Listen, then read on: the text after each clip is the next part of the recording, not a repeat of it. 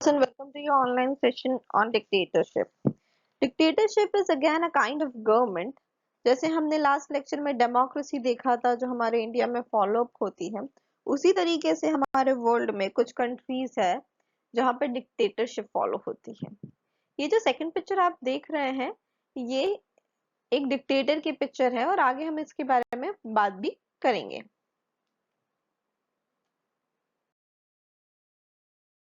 So first of all, what is meant by the word dictatorship?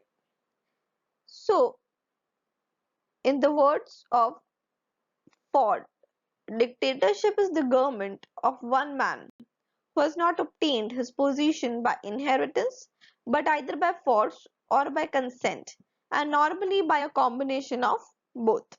तो dictatorship एक ऐसी type की government होती है जिसमें व्यक्ति इनहेरिटेंस, मतलब ऐसा नहीं है कि वो अपने परिवार में चले आ रहे ट्रेडिशन के बाप के बाद बेटा बनेगा, ऐसे पोजीशन एक्वायर करता है।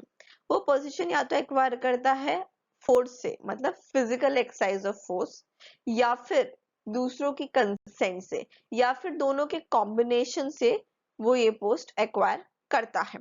तो इसमें कोई इलेक्शन नहीं होता, ये एक मनमानी पोस्ट मानी जाती है। Analysis of the definition which has been given by Ford, or the same definition has been given by a famous author Alfred Corbin. So इसके कुछ 6 फीचर्स हैं जो कि हम एनालाइज कर सकते हैं। पहली चीज that is one man's rule.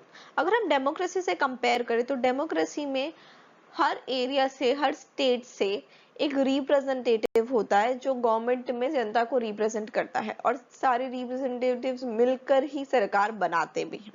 पर यहाँ पे कोई रिप्रेजेंटेटिव नहीं होता है, कोई पब्लिक ओपिनियन एग्जिस्ट ही नहीं करता है, सिर्फ एक इंसान का रूल होता है और सबको उसको मानना होता है। उनके पास कोई ऑप्शन नहीं होता है उसे ना कहने का। दूसरा इंपॉर्टेंट फीचर है it is based on force और कंसेंट और बोथ। सो ये जो डिक्टेटरशिप टाइप ऑफ गवर्नमेंट में अथॉरिटेटिव रूल एक्वायर किया जाता है, ये तो आफ्टर ऑल या तो फोर्स से एक्वायर होगा या फिर लोगों को बहला फुसला के उनकी कंसेंट लेके एक्वायर होगा, या फिर ऐसा भी हो सकता है कि कुछ लोगों पे फोर्स अप्लाई कर दिया और कुछ लोगों की कंसेंट उन्हें ऑब्टेन कर दी। So it can be a mix of both of the elements. Now, next important feature is that in a dictatorship government that is not responsible to any other authority. Just if we have a look on the democracy form of government, then they are responsible to the public at large. But dictatorship में उनकी responsibility किसी के भी towards नहीं होती है, ना ही कोई अथॉरिटी है जो उनको ऊपर रूल कर सकती है।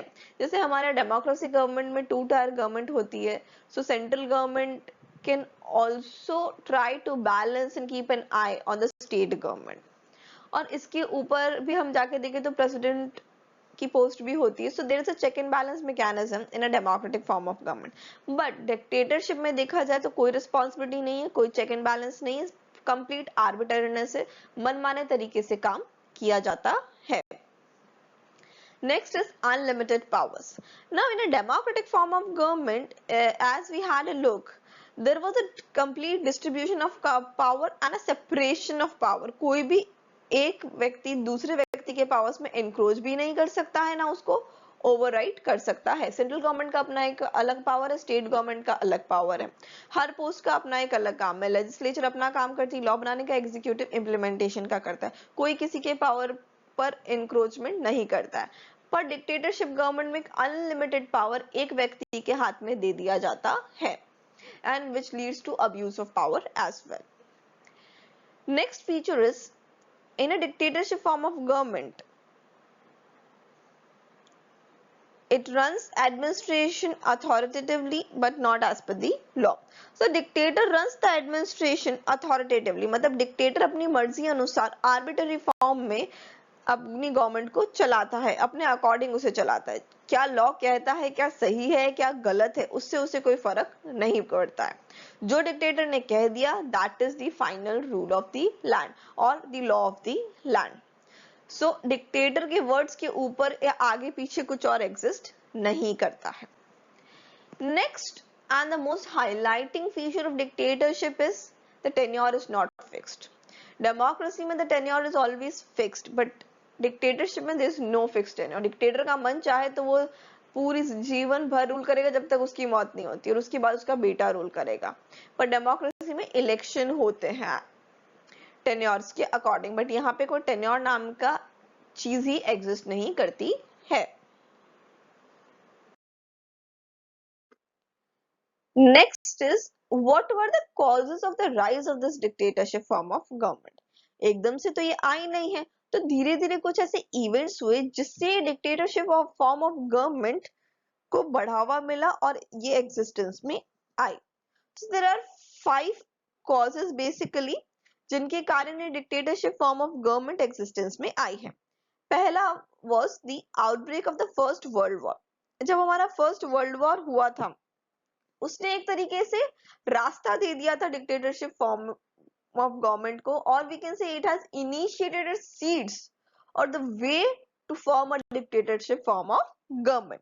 So the first world war broke out in 1914।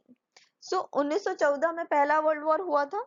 In order to conduct the war successfully, even in a democratic countries, the executive captured all the powers of the government and parliament were pushed aside।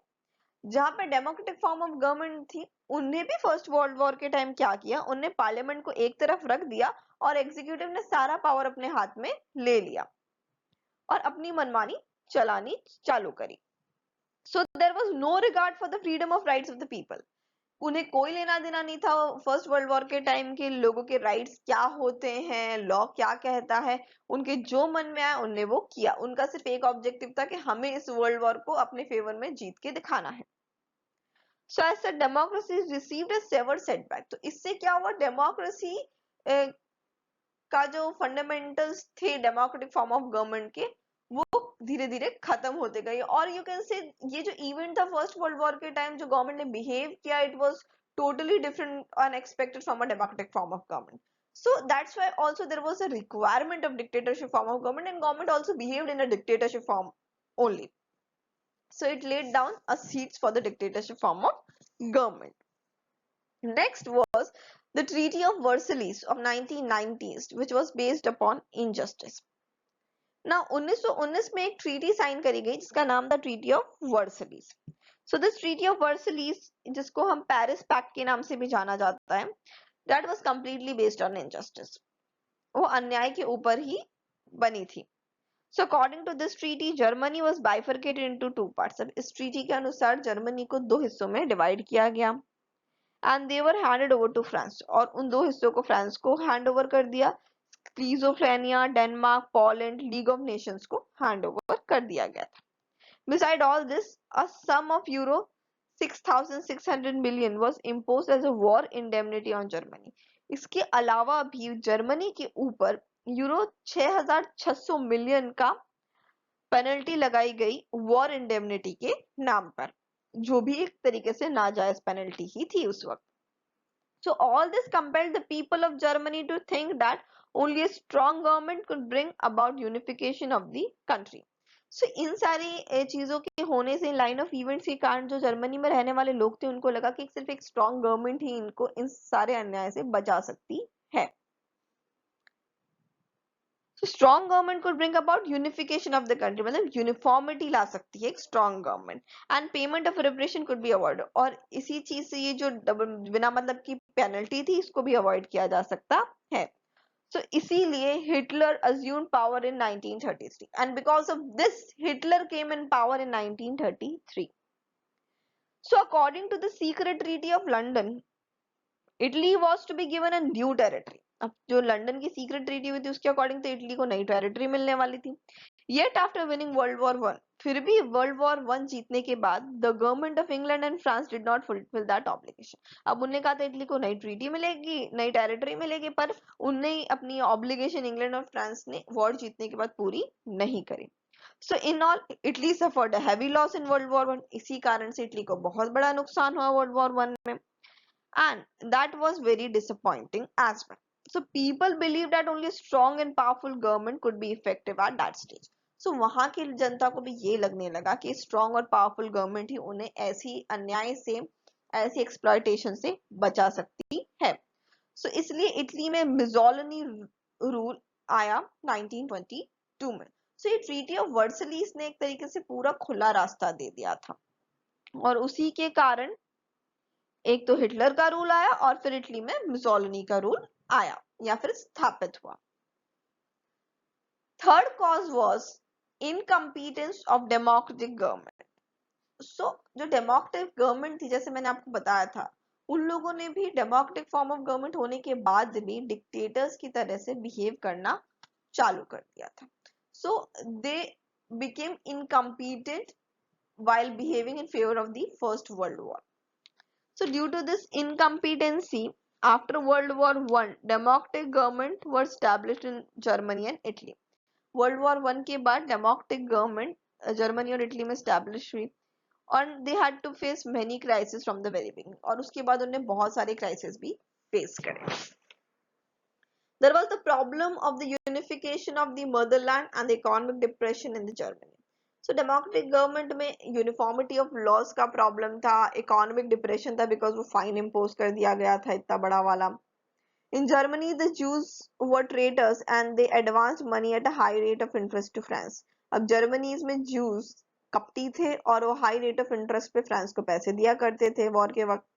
The communists were encouraging civil war on all sides. So communists क्या करते थे, दोनों ही borders पर civil war के लिए motivate करते थे.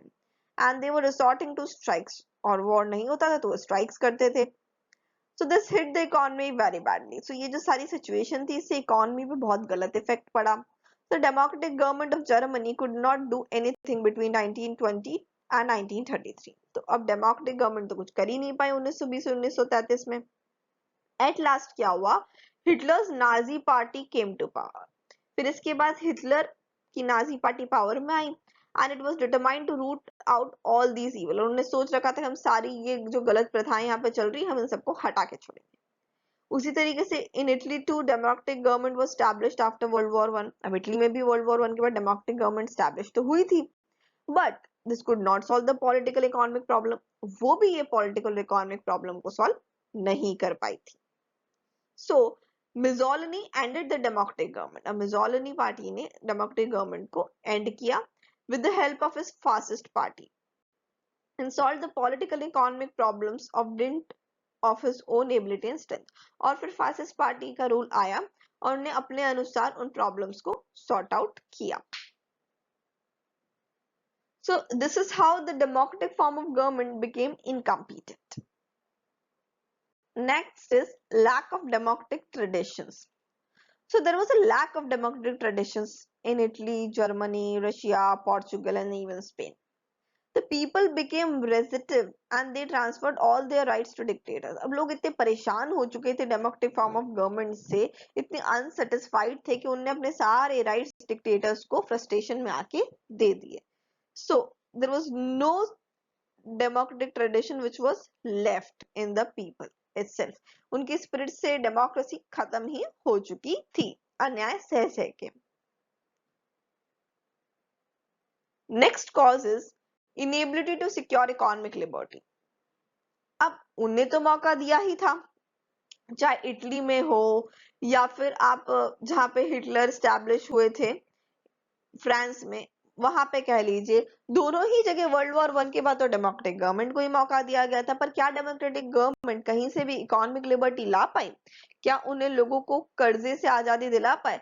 बजाय आजादी दिलाने के या फिर फ्री इकोनॉमिक लाइफ देने के, उन लोगों ने लोगों से पैसा वसूलना चालू किया जिससे वो जो फाइन का अमाउंट था वो पे कर पाए. So in Russia before 1917 revolution, czar Nicholas II was the ruler. अब रशिया में 1917 के रेवोल्यूशन से पहले Nicholas II was the ruler. He failed to take effective steps for the economic prosperity of the people. अब ये जो ruler थे उन्हें कोई अच्छे स्टेप्स नहीं लिए कि लोगों को इकोनॉमिक फ्रीडम महसूस हो सके. At the time of October Revolution, the communists promised to remove economic disparities and guaranteed livelihood to all. अब अक्टूबर रेवोल्यूशन में क्या हुआ, कम्युनिस्ट पार्टी आई और उन्होंने प्रॉमिस किया कि ये जो इकोनॉमिक डिस्पैरिटीज चल रही है हम इन्हें खत्म करेंगे और सबको एक आजाद जीवन देंगे. With this result, the communist revolution took place in Russia and the communist party established its dictatorship. इसी प्रकार कम्युनिस्ट रेवोल्यूशन आया रशिया में और कम्युनिस्ट पार्टी ही एज अ डिक्टेटरशिप परफॉर्म भी करने लगी. So after World War II, communist revolution took place in China. World War 2 के बाद चाइना में same communist revolution took place. और सिर्फ चाइना में ही नहीं, Bulgaria, Yugoslavia, Finland, Poland, Hungary, Romania, Slovakia, इन सभी कंट्रीज में कम्युनिस्ट रेवोल्यूशन आया। और ये सारी countries communist form of dictatorship की एग्जांपल्स भी हैं। And because of this, the government of these countries failed to bring prosperity to their people. So at present, there is a dictatorship of Communist Party in these countries also. So these are the causes जिनके कारण dictatorship को धीरे धीरे हवा मिलने लगी और dictatorship का जो रूल था वो स्टैब्लिश होने लगा इन कंट्रीज में।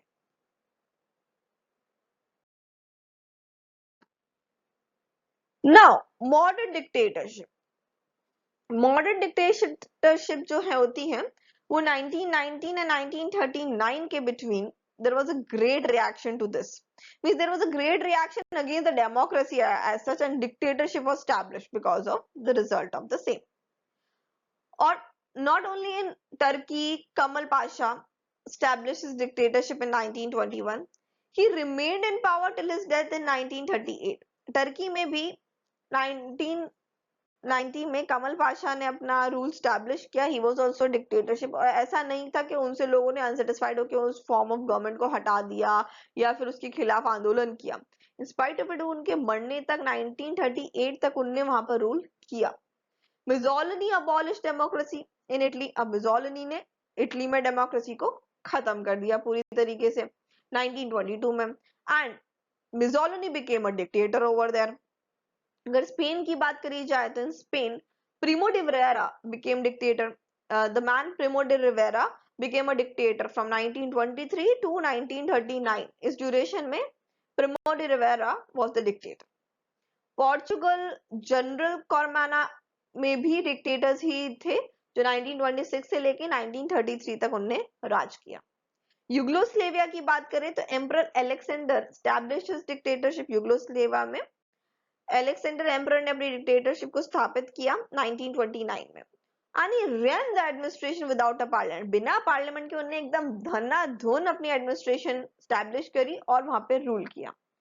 In 1933, Hitler also established his dictatorship in Germany.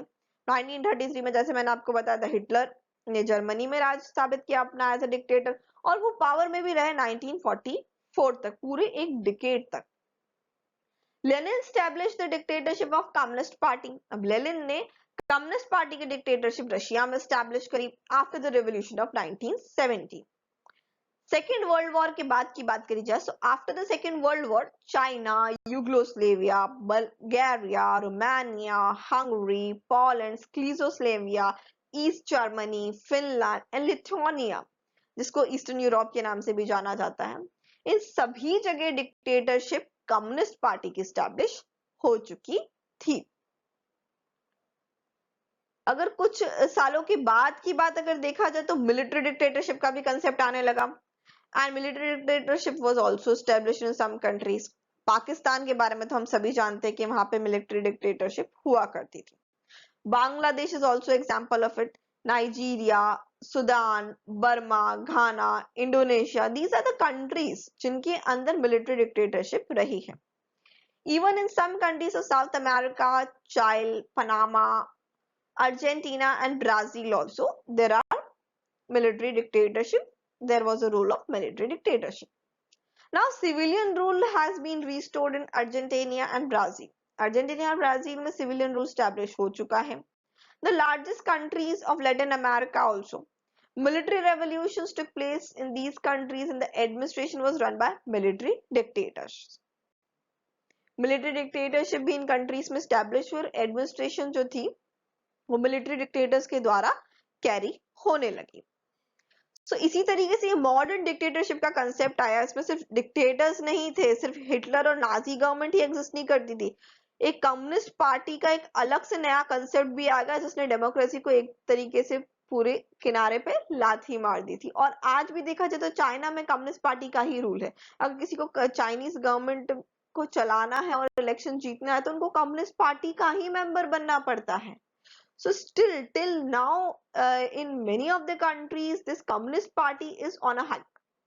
वहां पे डेमोक्रेसी की कोई एक्सपेक्टेशन आने वाले डिकेड्स में भी पॉसिबिलिटी नहीं रखती है. क्या आपने कभी सोचा है, मैंने आपको इतनी कंट्रीज के नाम बताए, कि हमारे वर्ल्ड में आफ्टर ऑल कितनी कंट्रीज हैं? मैंने जबकि बात करी तब सूडान सिर्फ एक था, अब तो नॉर्थ सूडान और साउथ सूडान भी हो चुके हैं. इवन यूनाइटेड नेशन के नॉर्थ सूडान और साउथ सूडान 193 और 194 मेंबर कंट्रीज भी बने थे. तो क्या आप मुझे बता सकते हैं total number of countries world में कितनी है? सोचिए जरा. Last but not the least for today, features of modern dictatorship. हम क्विकली कुछ फीचर्स देखेंगे modern dictatorship, not all but a few. अभी तक मैंने आपको बताया कि मॉडर्न डिक्टेटरशिप होती क्या है. अब आगे हम ये देखेंगे कि इन मॉडर्न डिक्टेटरशिप के कुछ फीचर्स क्या होते हैं. So first feature is absoluteness of the state. So as such dictators are the staunch opponents of the democracy and they make the state all powerful. अब डिक्टेटर्स जो होते हैं वो डेमोक्रेसी के अपोनेंट होते हैं, डेमोक्रेसी के पूरी तरीके से खिलाफ होते हैं. सो वो अपने अनुसार आर्बिट्री रूल चलाते हैं. In this way, the powers of the government are absolute in dictatorship. तो अब जो गवर्नमेंट चाहती है वही एब्सोल्यूट होती है, उसमें कोई इफ और बट नहीं एग्जिस्ट करता है डिक्टेटरशिप फॉर्म ऑफ गवर्नमेंट में. There is no constitutional check which is imposed on them. ना ही कोई कॉन्स्टिट्यूशनल चेक हो, जैसे हमारे इंडिया में constitution is the supreme law of land, उसे फॉलो करना जरूरी है. बट डिक्टेटरशिप में ऐसा कोई कंसेप्ट एग्जिस्ट ही नहीं करता है. In military dictatorship, the constitution is suspended and a revolutionary council is formed. Military dictatorship में कॉन्स्टिट्यूशन अगर होती भी है तो उसको सस्पेंड कर दिया जाता है. ऐसा पाकिस्तान में हुआ भी था. वहां पर कॉन्स्टिट्यूशन थी पर उस कॉन्स्टिट्यूशन से लोग सेटिस्फाइड नहीं थे, तो कुछ लोगों ने अपना ग्रुपिज्म स्टार्ट किया और धीरे धीरे जो मिलिट्री के जनरल थे उन्हीं ने अपने आप को के सारे मिलिट्री वाले लोगों को इन्फ्लुएंस किया और उनने गवर्नमेंट को चलाना चालू कर दिया. और गवर्नमेंट को तो एक साइड पटक दिया और लोगों को ब्लैकमेल करके पाकिस्तान में उन लोगों ने वोट लिए और उनने मिलिट्री डिक्टेटरशिप स्टैब्लिश भी कर दी. So run the government through ordinance and decrees. अब ये जो मिलिट्री डिक्टेटरशिप होती है वो ऑर्डिनेंस और डिक्रीज के थ्रू गवर्नमेंट को रन करती है. Fascist dictatorship was established in Germany and Italy during Hitler and Mussolini regimes respectively, and after that it has been established in Spain. अब जो फैसिस्ट डिक्टेटरशिप है वो जर्मनी और इटली में, जैसे मैंने आपको बताया हिटलर और मुसोलिनी का एग्जांपल, वहां पे एस्टैब्लिश हुई थी और उसके बाद स्पेन में इन्होंने अपने पांव जमाए थे. In the fascist regime constitution was suspended. Fascist regime के टाइम भी जैसे मैंने आपको बताया था कॉन्स्टिट्यूशन तो पूरी तरीके से सस्पेंड कर दी गई थी. In communist dictatorship there is a constitution but it gives all powers to one party only. Communist dictatorship जैसे चाइना की अगर हम बात करें तो वहां कॉन्स्टिट्यूशन तो होती है पर वो कॉन्स्टिट्यूशन सिर्फ एक पार्टी को ही सारे राइट्स दे देती है, दूसरी पार्टी का इसमें कोई से ही नहीं होता. Judiciary can't protect the constitution. Even judiciary की भी कोई हिम्मत नहीं होती है, जुडिशरी को भी ऐसा कोई फ्रीडम या इंडिपेंडेंस नहीं होती कि वो कॉन्स्टिट्यूशन को प्रोटेक्ट करने के लिए कोई स्टेप्स ले सके. इसीलिए the leadership of the communist party runs the administration arbitrarily. That's why communist party में जो लीडरशिप होती है वो एडमिनिस्ट्रेशन को आर्बिट्ररीली अपने मन मुताबिक ही चलाती है. And they just avoid the principles which have been given under the constitution. उनको कोई लेना देना नहीं होता, वो एक ऑटोक्रेटिक फॉर्म में अपनी मर्जी अनुसार काम करते हैं. कॉन्स्टिट्यूशन में क्या लिखा है क्या नहीं लिखा है वो सही है उसके अकॉर्डिंग है नहीं है तो कोई मतलब नहीं है. वो नहीं होता है मुझे आज छोले भटूरे खाने तो मैं छोले भटूरे ही खाऊंगा, चाहे छोले भटूरे खाना सही है या नहीं है उनको उससे मतलब नहीं है. मम्मी कभी कभार नहीं कहती कि नहीं बेटा आज तुम्हें लूज मोशन हो रहे तो तुम खिचड़ी खाओ, पर हमारा मन कभी कभार खिचड़ी खाने का नहीं होता है पर हम मम्मी की बात मान लेते हैं. सो यहाँ पर इसी तरीके से मम्मी की जो बात है वो कॉन्स्टिट्यूशन मान लीजिए और जब जरूरत होती है सिचुएशन के according we eat khichdi to make ourselves healthy. So to comply with the provisions of constitution there is a saviour called judiciary. और हमारे यहाँ डेमोक्रेटिक फॉर्म ऑफ गवर्नमेंट में कॉन्स्टिट्यूशन प्रोविजन को ध्यान में रखकर ही लॉ बना. अगर नहीं भी बना है तो उसको चैलेंज कर दिया जाता है। Even supreme court suo motu action भी ले सकती है, कोर्ट में उसके खिलाफ रिट पिटिशन आ जाता है, या फिर खुद ही सुप्रीम कोर्ट उसके खिलाफ, जैसे अभी जो हथरस गैंग रेप हुआ है उसमें सुओ मोटो सुप्रीम कोर्ट ने पीआई लॉन्च कर लिया। तो इसी तरीके से वो कॉन्स्टिट्यूशन को इन ऑल प्रोटेक्टेड रखते हैं। So people are deprived of their rights in this type of state and in this type of form of government. अब एब्सोल्यूटनेस ऑफ द स्टेट में क्या होता है, सारा पावर एक जने के हाथ में, तो लोगों के क्या राइट्स है, उनकी क्या मर्जी है, क्या इच्छा है, वो क्या चाहते हैं, ये सब चीजें खत्म ही हो जाती। गवर्नमेंट क्या चाहती है, only that remains in focus, nothing else remains in focus. Next feature is no distinction is recognised between the state and the society. अब स्टेट और सोसाइटी के बीच में क्या अंतर होता है, वो अंतर ही खत्म हो जाता है मॉडर्न डिक्टेटरशिप में। Dictators considers the state absolute. अब डिक्टेटर्स को क्या लगता है, ये जो स्टेट है उस पर उनका अधिकार है। They think that the state has every right to interfere and regulate every sphere of individual's life. उनको लगता है कि स्टेट के पास सारा राइट है, वो इंडिविजुअल की लाइफ के बारे में, उसकी सोशल लाइफ हो, पर्सनल लाइफ हो, प्राइवेट अफेयर हो, हर चीज के बारे में निर्णय ले सकते हैं। Right to privacy, freedom of speech, equality, ये सारे कंसेप्ट तो एग्जिस्ट ही नहीं करते हैं। For this reason the government regulates social, economic and political spheres completely. तो गवर्नमेंट हर स्पेयर पे अपना रेगुलेशन पास करती है in modern dictatorship. Next and the very important aspect or feature of modern dictatorship is the suspension of fundamental rights and liberties. सारे rights ही खत्म हो जाते तो फंडामेंटल राइट का तो क्वेश्चन ही नहीं आता है। There is no liberty to do whatever you want in a modern dictatorship. So in a dictatorship, people are generally deprived of their fundamental rights and other liberties. Rights are not considered inherent amongst the people. They are considered concession from the state. अब ऐसा नहीं होता है कि ये हमारे नैतिक right थे, हमें जन्म के साथ मिले हैं, ऐसा कोई कंसेप्ट एग्जिस्ट नहीं करता। अगर कुछ राइट दे भी जाते हैं तो वो चैरिटी है गवर्नमेंट की। In the countries where military dictatorship have been established there is a nominal constitution. जहाँ पे मिलिट्री डिक्टेटरशिप होती है वहाँ कॉन्स्टिट्यूशन नाम की होती है। People enjoy only those liberty which are allowed by the state. तो लोगों के पास वही आजादी होती है और वही आजादी वो एंजॉय कर सकते हैं जो उनका डिक्टेटर अलाउ करते हैं। In the same condition was there in fascist dictatorship also. In a communist dictatorship, there is a constitution and there is a declaration of fundamental rights and liberties. Communist dictatorship में constitution होती है और fundamental rights और liberties के ऊपर communist party एक declaration भी pass करती है. But the judiciary is not the guardian of this. But communist form of dictators में भी judiciary का कोई independence नहीं होता है. एक judiciary can't perform as the guardians of the constitution or the rights of the people. Because of this result that people enjoy only those liberties which are allowed by the communist party. तो लोग वही liberty enjoy कर पाते जो communist party allow करती है. So we are done for today, and in the next session we'll have a look at the other 5 features of modern dictatorship and some other elements also this topic of dictatorship or dictatorship as a form of government. So to know more about the features of modern dictatorship, stay tuned for the next lecture. That's it for today. Thank you.